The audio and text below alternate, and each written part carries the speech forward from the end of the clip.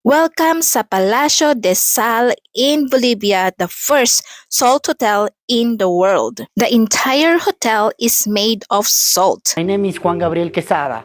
My father and I built Palacio de Sal, the first salt hotel in the world. Mula sa kanilang walls, sa kanilang tables, beds, chairs, lahat ay gawa sa salt. Ang hotel na to sa Salar de Uyuni ay the largest flat salt in the world at matatagpuan ito sa Bolivia. So yung father ni Juan Gabriel, dati siyang tourist guide at nagtatrabaho sa salt flats. Nangarap siya na makapag-build siya na isang palasyo or malaking hotel doon mismo sa lugar na to.